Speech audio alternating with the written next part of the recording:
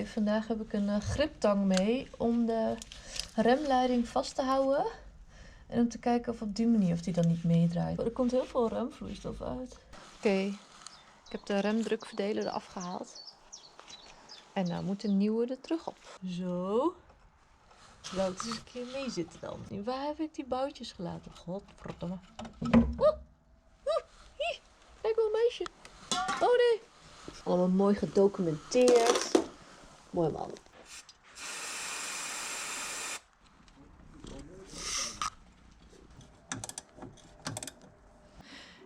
Mijn linker remklauw doet het niet, dus ik ga even kijken hoe dat komt.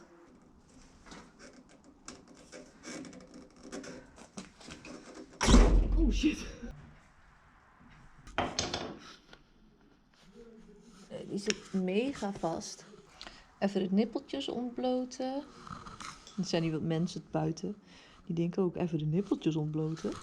Wat zegt ze nou? Dat wordt dus een nieuwe remklauw kopen. Die zijn super duur, super balen. Zo, het was een heel gedoe om deze caliper om die remklauw heen te schuiven. Paste allemaal net niet.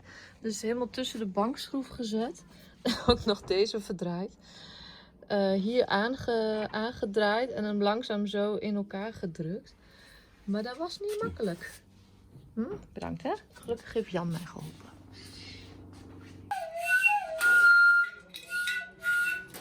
We proberen dit pinnetje er doorheen te tikken. Slijp this bitch.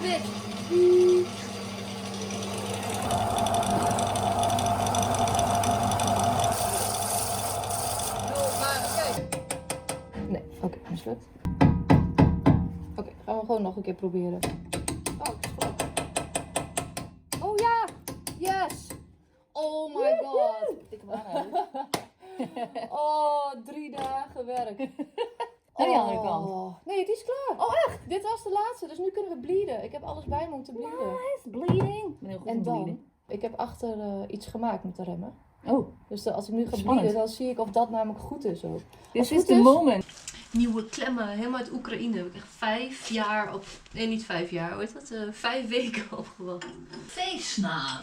Ik had nog de feestnaar gefixt. Ja. En toen, als ik hem nu start, dan doet hij weer dat geluid. Dus hij moet strakker.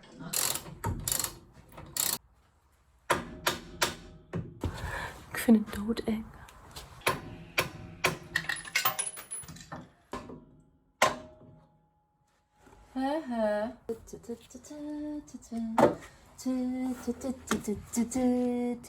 Een balljoint.